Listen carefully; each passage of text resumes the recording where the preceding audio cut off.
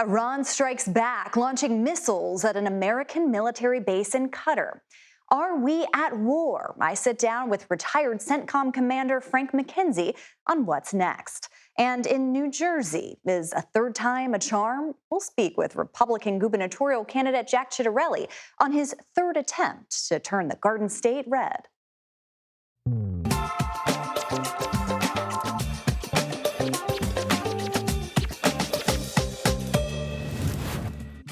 Hello, I'm Caitlin Huey-Burns in Washington. Welcome to the Takeout. If you, like most Americans, were busy this weekend kicking off the official start of summer, which, by the way, is very well deserved, we have everything you need to know about what's been keeping everyone here in Washington on their toes, and that's Iran. There have been lots of movements in the past few hours alone. So here's where things stand. Just this afternoon, Iran launched more than a dozen missiles at the Al Udeid Air Base in Qatar, home of thousands of American service members.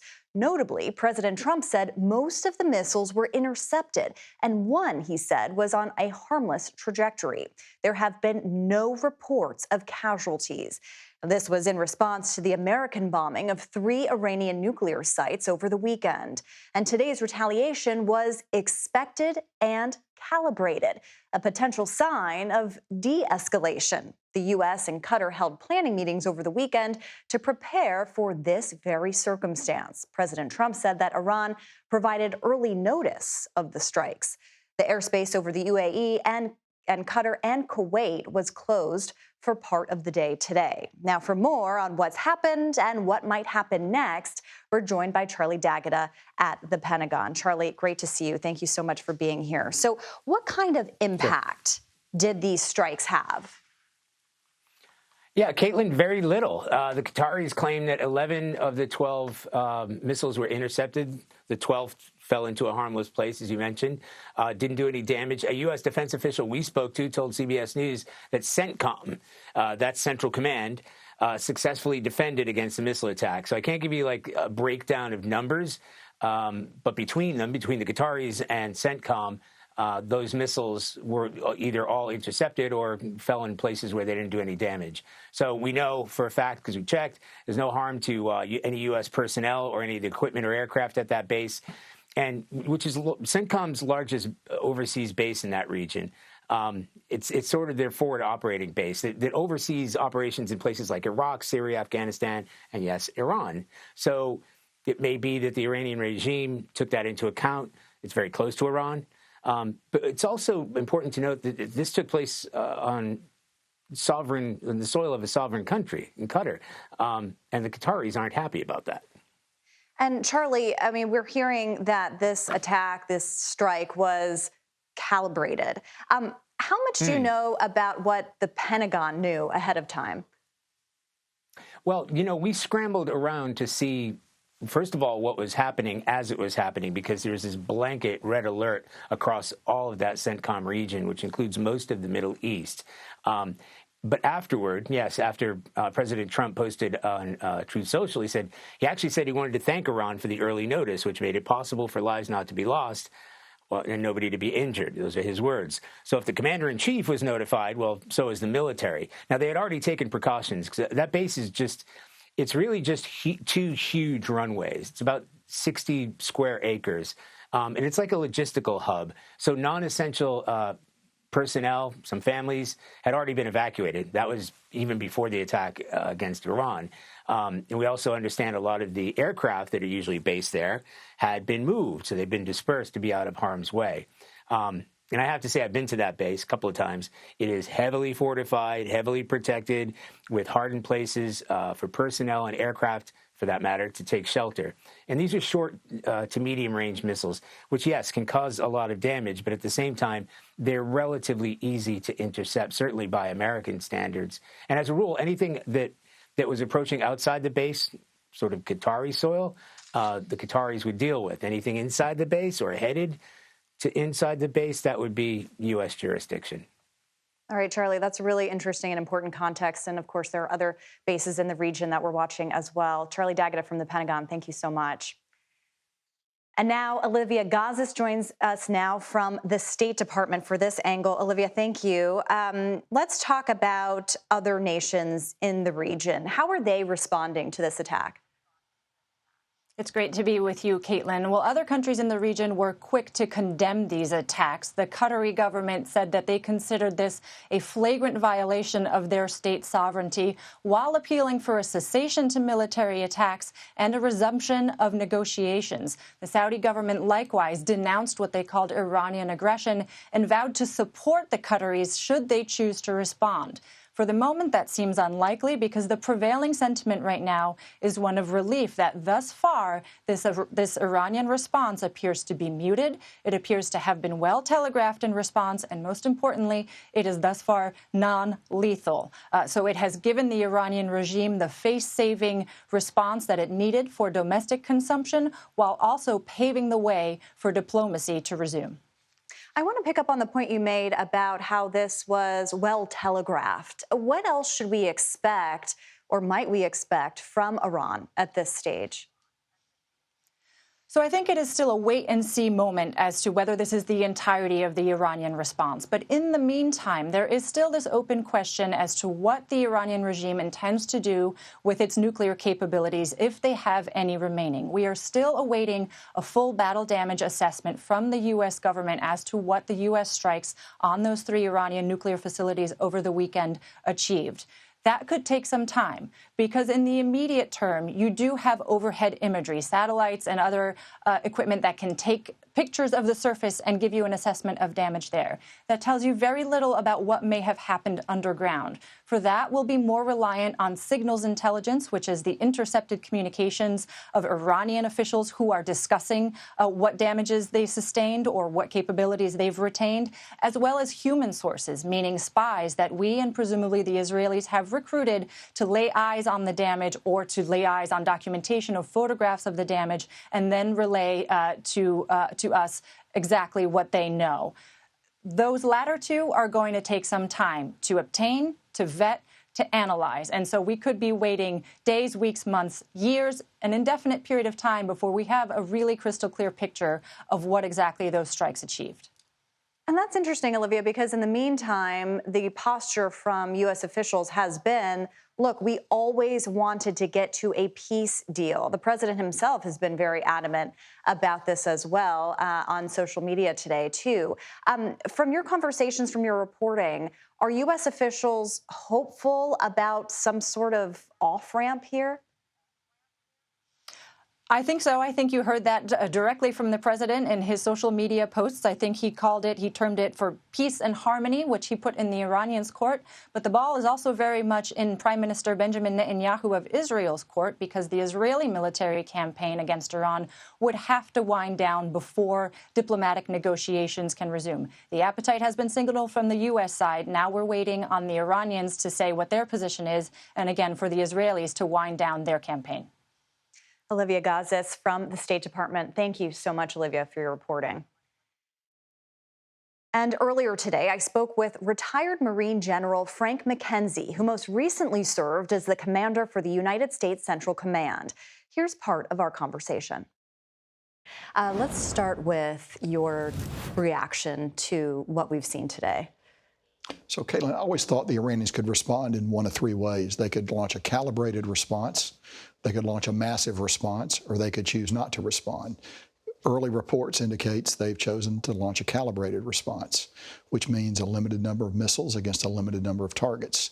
They had the option perhaps to fire a lot more missiles at a lot more targets. At least up until now, they have chosen not to exercise that. This tells me the Iranians are looking to not further escalate the situation. I could be completely wrong on this, but that's the way it looks right now. So does this seem to you to be more of a symbolic response? In other words, that they had to do something? Yes, it is. And I think it's an attempt to show that you're not going to bomb Iranian soil without being responded to. And they're trying to do it in a way that won't invite a massive U.S. response. That's a difficult needle to thread. I think they're trying to do that right now. To that point, what would it take in terms of a retaliatory response that would prompt the U.S. to respond again? Caitlin, it's difficult to know, but I would assess that probably loss of life. or serious injury to American soldiers, airmen, sailors, and Marines. That would be the red line, That would be my estimate, but again, I don't know that. And another question along those lines is, what about attacks on allies, severe attacks? Would that prompt U.S. response? I think that would be on a case-by-case basis, who the ally is, what was the nature of the attack. I think all those things would be looked at given the particulars of that situation. What would you say is the direct level of threat to U.S. troops in the region right now? I think it's high. And I think CENTCOM knows that. Central Command is doing a lot of things to make it safer for our troops. We can maneuver troops around. We can move them off the obvious target areas. We can reposition assets. We're very good at doing this. We know how the Iranians look at our bases, and we can adjust as a result of that. So CENTCOM is very busy right now trying to adopt the very highest force protection posture that we can, given the nature of the threat. And is this something that, the U.S. would obviously have been prepared for, knowing that this could happen? Every CENTCOM commander knows that after you conduct a strike on Iran, their response is what you need to be ready for.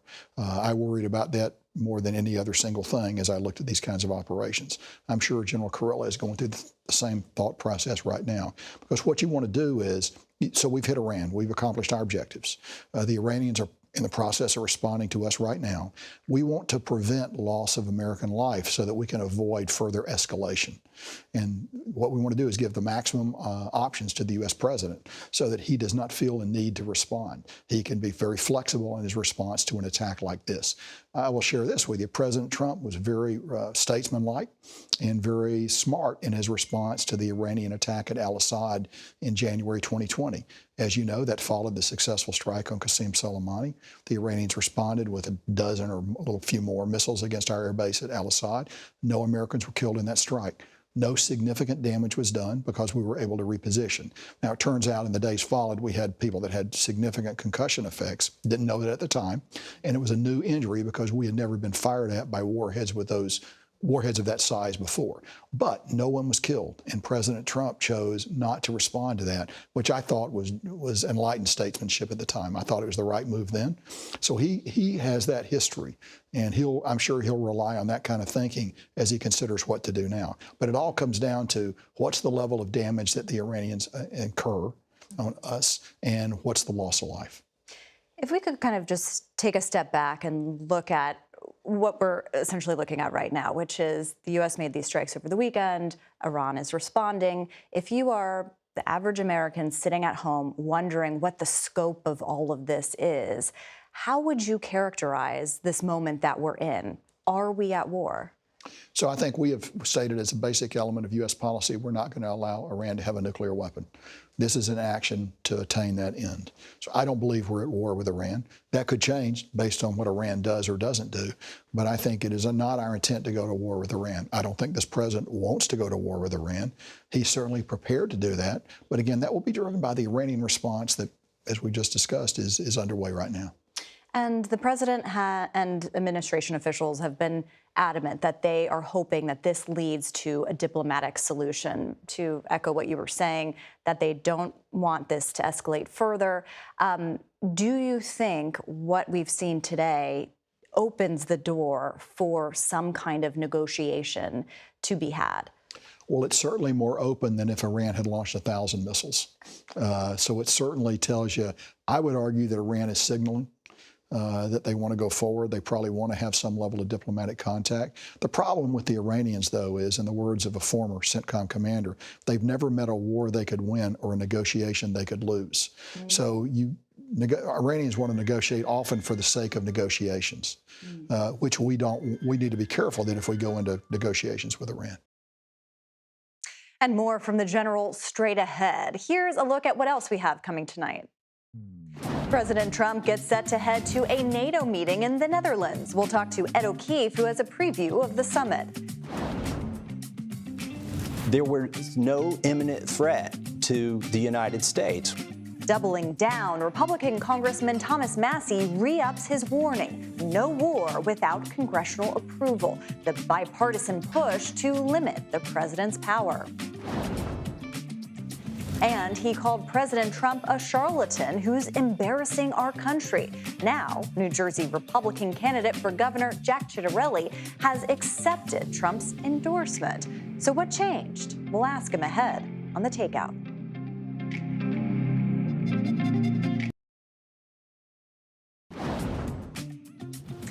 Welcome back to The Takeout. Let's get you caught up if you're just joining us. Today, Iran fired about a dozen short and medium-range missiles at an American military base in Qatar in retaliation for U.S. airstrikes on Iranian nuclear facilities over the weekend. American officials have described the Iranian response as expected and calibrated. So far, there are no reports of American casualties. Here now is more of my conversation with retired Marine General Frank McKenzie.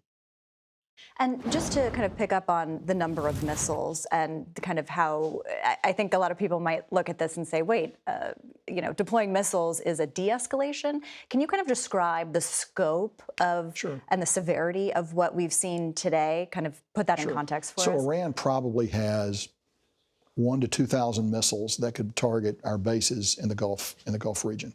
They have 1,000 missiles probably that can target Tel Aviv. But for various reasons, they can only launch about 200 at a time at Israel. They could launch, because these are longer range missiles that require more preparation for launching. These shorter range missiles, which are probably what we saw in this latest attack, require less preparation, and therefore they can fire far more of them in a salvo. Had they chosen to launch a salvo of several hundred missiles, that would have been a very clear signal. Instead, they chose to launch a salvo of what appears to be less than 10 missiles. That is signaling of the most obvious nature. Okay, interesting. Another option that they have that doesn't involve strikes is potentially closing the Strait of Hormuz, of course, this critical waterway for oil. How likely do you think that that actually is? So we will know if they make preparations to do that. We monitor that pretty closely. Iran has a lot of very good mines. They have pressure mines, contact mines, influence mines, all kinds of mines. They could choose to close the Strait of Hormuz. If they did, we would eventually be able to reopen it. The reopening would not be immediate. It would take time. But we've done this before. It would also probably involve the destruction of the Iranian Navy. So there would be a price to be paid by Iran for doing this, should they choose to do it. But yes, they could choose to inflict that level of pain on the world commerce. And would that be taken as an escalation of sorts? Well, it would be an act of war to do that. And so, yes, I think it would be clearly seen as an escalation, although, Caitlin, the fact of the matter is not a lot of U.S. commerce goes through the Strait of Hormuz. It actually affects China and other nations like that far more than us. So other nations would pay that price far more than the United States if the Strait of Hormuz were closed. But also the fact of the matter is we participate in world commerce, so it would eventually affect us, but not directly. So other nations should be very concerned should Iran choose to close the strait through mining. You are no longer serving, you're retired, but you did. If I can kind of ask you to put that hat back on for a moment, and I know you can't get inside the president's mind, but can you help us understand how a president, especially this president, arrives at the conclusion to make this kind of decision? You mentioned that he's presented with an array of options, but this is a president who campaigned for the past decade of not entering the U.S. into broader conflicts, and that is a core part of his message and something that the base of his party has been really pressuring him on. Can you kind of just take us inside what his mindset might be like if you were there counseling him, as you have in the past, how he arrived at this particular decision? Sure. So I would tell you two things. First of all, you hit on it. The job of the military is to give options to the president. Big options, small options, options in between. And so you would be focused on that as the military person giving advice. The second thing is, a key part of what he also campaigned on was Iran not having a nuclear weapon. He's made no secret of that going back from the very beginning of his time in presidential politics. So I am not surprised that he made this decision now. And I think it is not actually inconsistent with his other approach to problems. I do also agree with you, he's not interested in a major war with Iran. And if Iran is smart, they won't test that hypothesis. Well, it's interesting, too, because the message was over the weekend, this is one and done. This is a limited strike, a very specific strike. But I'm wondering, in your view, is that possible? Is it possible to have kind of a one and done approach here? It is if we were able to ensure that the Iranian attacks have not caused any U.S. casualties. Then I think a lot of options are on the table. If the Iranians persist in striking us, then eventually probably something bad's going to happen and we're going to respond. And it will be a significant response, I believe, if that happens. And then just looking forward, how can the U.S. define a measure of success here? And what would we expect to see from the Iranians to get to that point? I think you need a policy decision from Iran to cease militarization of its nuclear program. Now, they would argue they're not militarizing, but in fact, there are military components to it. I think we need to see something demonstrable, verifiable, with strict watchdog procedures. I am neutral as to whether or not they have a nuclear program. That's not a military question particularly. But if they do have a nuclear program, it would need to be carefully monitored. They certainly don't need to refine to 60%. So there are a lot of things that we could do there that would give Iran a path forward. But I think the best of all solutions here would be an Iranian policy decision about that. That would open a lot of doors to Iran. It might eventually lead to them being, coming back into the family of nations, if you will, because they're certainly a pariah state now. Right, and to that point, I mean, you mentioned a little bit about what this says about their military capability. I think what is so striking, for lack of a better word, about what we saw over the weekend was how precise the U.S. military was and how successful under those terms they were. It appears that Iran, of course, is no match for that kind of military might.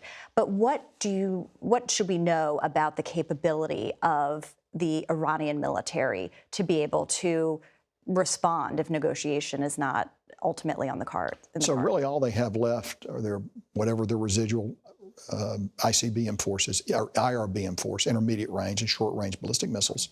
As I've noted, they probably have 2,000 to 3,000 of those missiles left. They have throughput problems in launching them at long ranges, as we've discussed.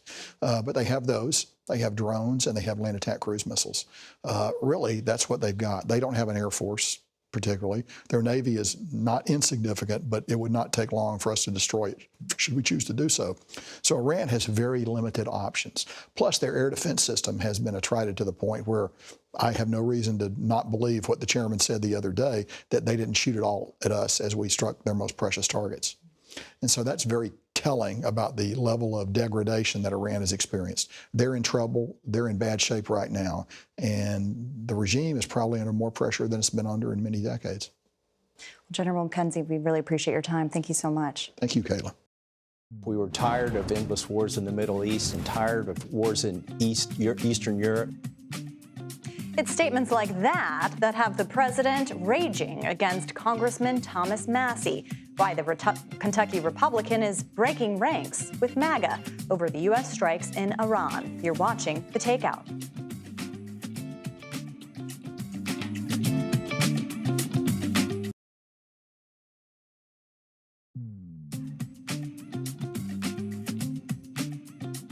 Welcome back to The Takeout. Here's a look at what else we're watching this evening. President Trump is ramping up his student visa crackdown. Starting today, those applying for non-immigrant student visas will have to make their social media accounts public. The State Department says the new rule will allow them to look for those who may pose a threat to national security. In May, interviews and visa processing were paused in order to update the social media policy. The number of children without health insurance in the U.S. has jumped by nearly 1 million, according to the new CDC statistics. Nearly 3.7 million children did not have health insurance last year. Uninsured adults also rose from 21.8 million to 23.1 million in 2024. The numbers are up in part because pandemic-era policies that expanded health insurance coverage ended.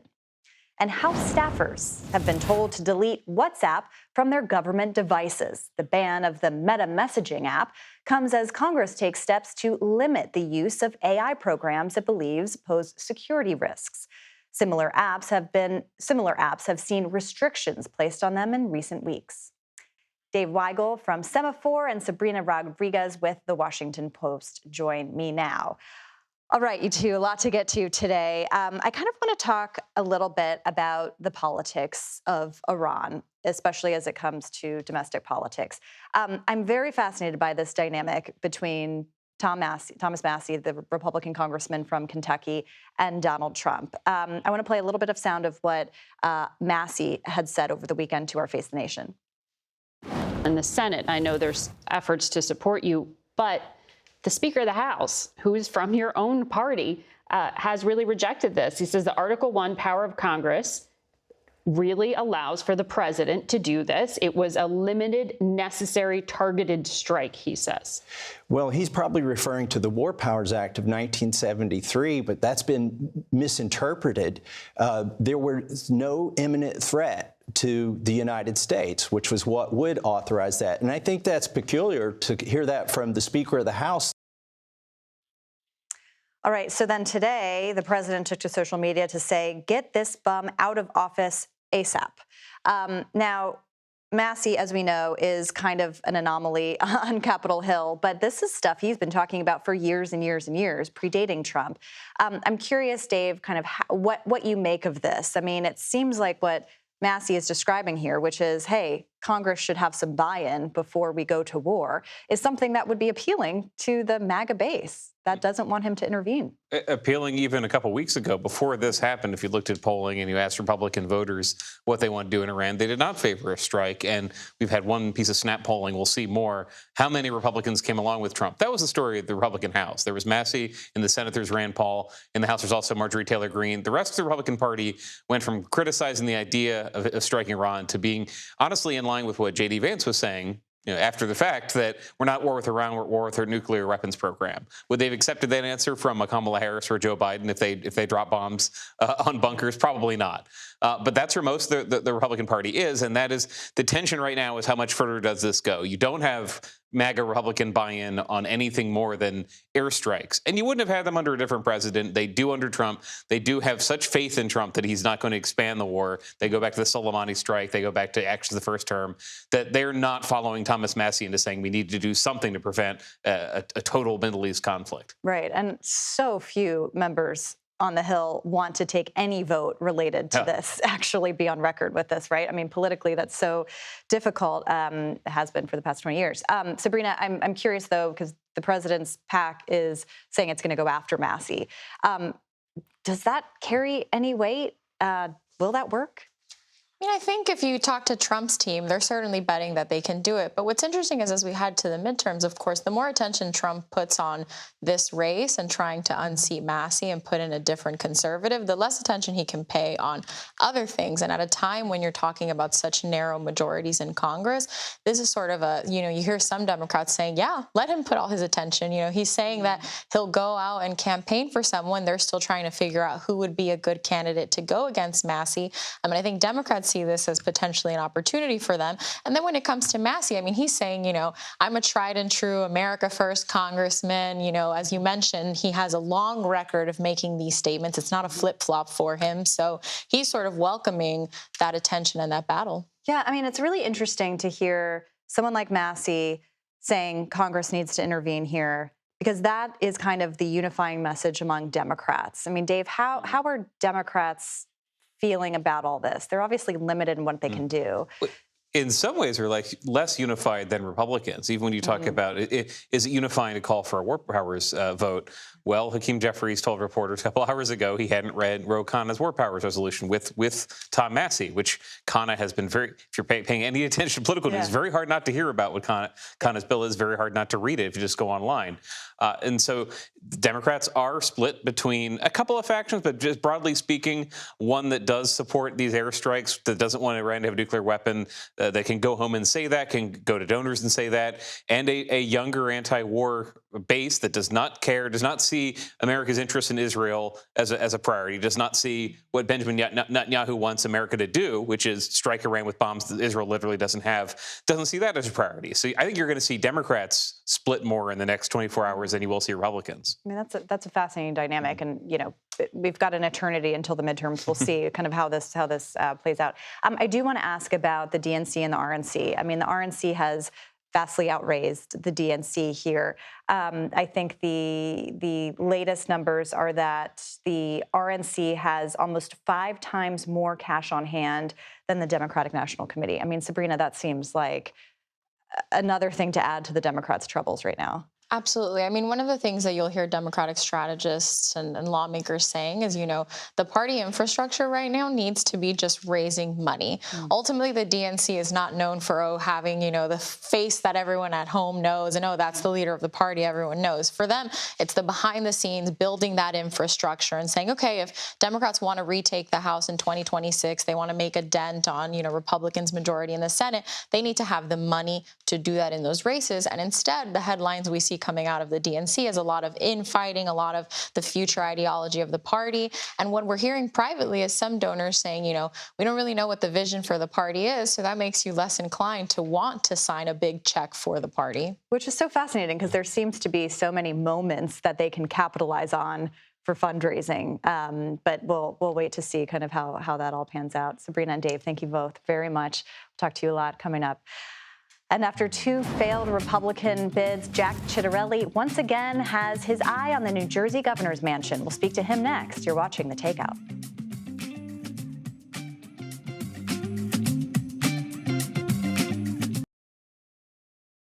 So listen, sometime real soon, we're going to do this again. Like we're doing it right now, and we will declare a victory. Guys, hang in with me. Thank you all so very, very much. Thank you. That was Republican Jack Ciattarelli addressing his supporters in New Jersey on election night in 2021. Ciattarelli would eventually concede the Democratic incumbent Phil Murphy, but that victory he promised nearly 4 years ago is possibly within reach. Ciattarelli is once again the Republican nominee for governor of New Jersey, and he is with me now. Good to see you. Thank you so much for being here. I want to start with this idea of this is your 3rd time running for this position, but I am curious if there's anything that you have seen, either in what you've seen in the electorate, in politics lately, that seems to show a door opening for you, an opportunity this time. For sure, Caitlin. I mean, all of the issues that we were talking about in 21 were kind of simmering, but the pandemic was taking center stage. So those same issues have come to a complete boil right now in New Jersey: the affordability crisis, the public safety crisis, public education crisis, overdevelopment in our suburbs, and of course the energy crisis. Our monthly electric bills are going through the roof. So the issues have gone from a simmer to a boil. What has changed is that there's a lot less indifference this time around. We were the spark that lit the fuse back in 21 with our very close race. Trump ran pretty well in New Jersey last November. People now know in New Jersey and across the nation that a Republican can win the governorship here in New Jersey. Party registrations. The difference between Republicans and Democrats in our state over the last 4 years has gotten better by 300,000 for the Republican Party. And I'm not running against an incumbent this time around. As I said, there's no pandemic this time. So I feel really confident about our chances, but we got a lot of work to do, and we'll get it done over the next 4 months. And sir, you mentioned the Trump factor. Several years ago, you were very, very critical of the president, calling him a charlatan. I'm wondering what has changed. I mean, he has endorsed you now, and you've changed your views of him. But why? That was 2015, Caitlin, and J.D. Vance said some things. Today's the vice president. Marco Rubio said some things. Today's the secretary of state. Donald Trump was very successful in his first term in terms of the economy, the border, peace in the Middle East. And this time around, he's taking positions that are critically important to New Jerseyans. He's put a temporary halt on the wind farms off the Jersey Shore. We overwhelmingly support that in New Jersey. In North Jersey, he's beaten up on the New York Democrats over their congestion pricing plan. I think that's an egregious money grab. They should not be fixing their subway system on the backs of New Jerseyans. The president's fighting them on that. And he's willing to quadruple the SALT deduction on our federal tax returns.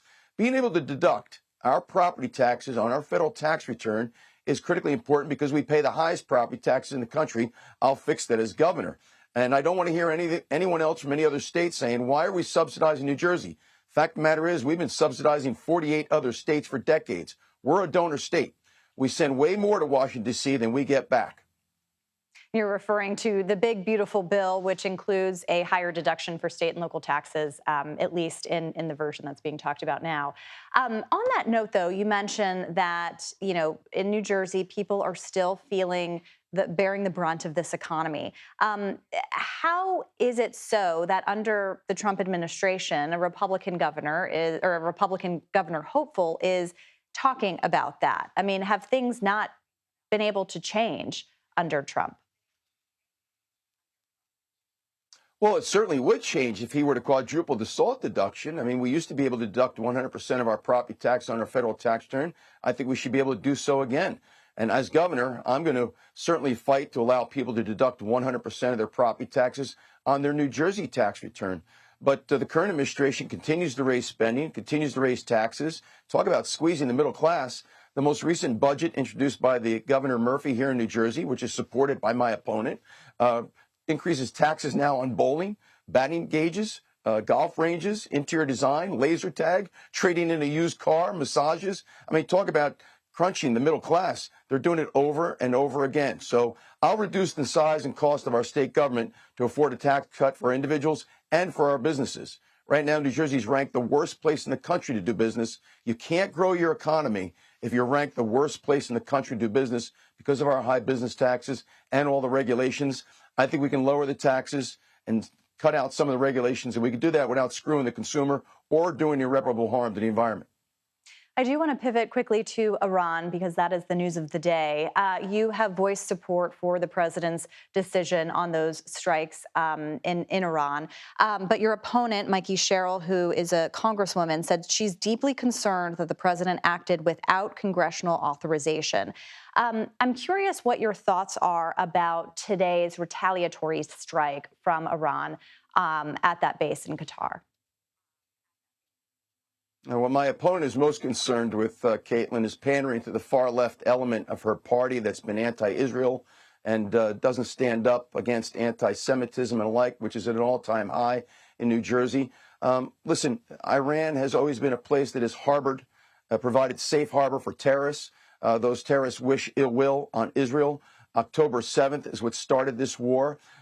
Israel is a sovereign nation that has a role in protecting its citizen and protecting its sovereignty and making sure that its country is safe.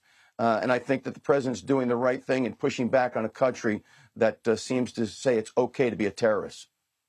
How would that issue be significant for a New Jersey voter voting in an election for governor? Why would that issue be something that voters might have on their minds in your election?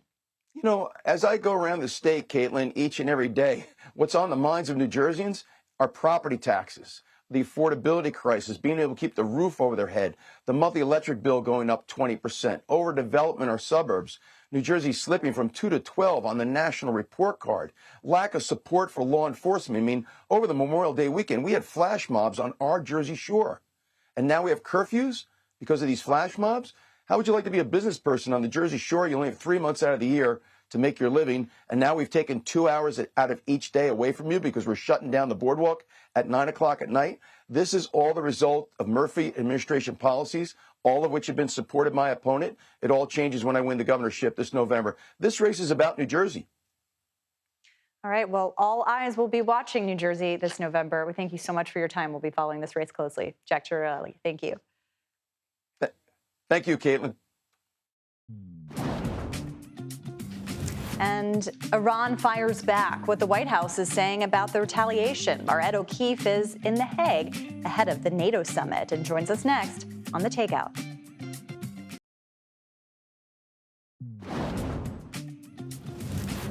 Welcome back. We're following the latest developments out of the Middle East. For more, I'm joined by our Ed O'Keefe, who is in the Netherlands, of all places, ahead of the president's arrival for this week's NATO summit. Ed, great to see you. You are quite literally out in the field today, as we see there on our screen. Let's talk about what you're hearing from the White House about these strikes from Iran. Well, the fact that the president himself now, as he often is the confirming voice on so many of these details, saying 14 missiles were fired by Iran, 13 of them essentially accounted for, one spewed off in another direction, no casualties, and the fact that he says Iran gave an early notice that this was going to happen. It all seems designed, Caitlin, to sort of look to the world, or at least to domestic consumption, as a tit for tat. The United States did what it did on Saturday night. Now Iran has responded. It's telling its people it destroyed a U.S. military base, which it most certainly did not. But the president now hoping that this means everyone can get back to a negotiating table and focus on peace. Whether or not that's what transpires in the coming days remains to be seen. But it would suggest that the president is letting Iran do what it did tonight, and as he says, blow off steam, and then maintain what he and his aides had suggested in recent days would be a limited mission to merely take out Iran's nuclear facilities. Yeah, and I want to pick up on that point because we've also, of course, been monitoring the president's Truth Social account, which is where he often gives us kind of what is going on in his mind. And he has a little bit of mixed messaging here, even suggesting or signaling support for a regime change. So I'm wondering if the White House has been responding to that possibility. They did by suggesting that the president was merely sort of asking an open-ended question, putting it out there, if you will, but not endorsing the idea of it himself. Now, that he even did it at all pleases a wing of his party that's dwindling in influence but is still there, the neoconservatives, guys like Tom Cotton and Lindsey Graham and others who believe the Iranian regime should be taken out, that the nuclear program should be completely wiped out. But the White House clarifying today that, no, that's not what he's pushing for here. And then you see his response to the attacks on the base in Qatar, and he says, okay, well, they did that. It was limited. Nobody got hurt. Let's move on. It does seem like he's trying to appease both ends here. The MAGA base that doesn't want to see more foreign intervention, and the neoconservatives who would like to see him go all the way and support Israel's push for a regime change. And Ed, we mentioned you're in the Netherlands for this upcoming NATO summit. I'm curious how today's events may have an impact on what transpires there later this week.